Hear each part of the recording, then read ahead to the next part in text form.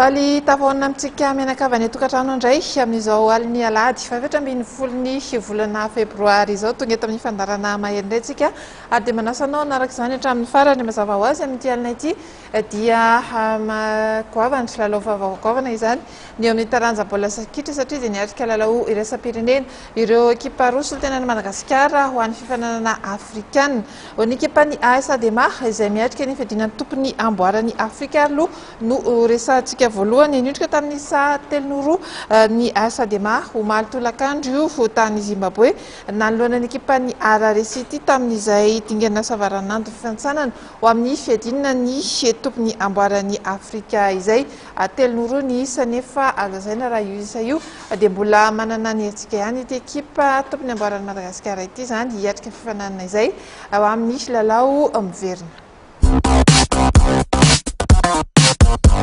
Roa minitra monja no tsy nahavitan'ny ekipan'ny AS Adema nitazona atsala ny ekipan'ny Harare City ho maly tany Zimbabwe nandritra ny lalao mandoso ny dingana savaranandro ny fifantsanana amin'ny fiadinany amboaran'ny Afrika ho an'ny ekipa tompon'ny amboara taranja baolina kitra.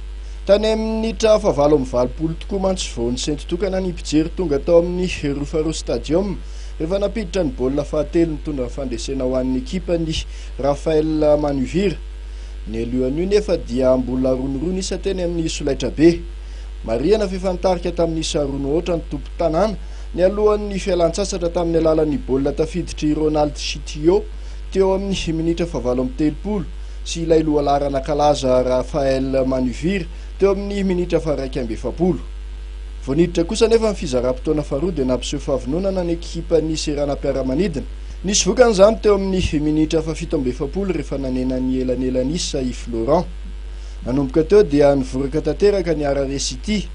Noararotin'ny mpilalao AS Adema izany ka nahazo penalty indray izy ireo teo amin'ny minitra faha-raika amby dimapolo.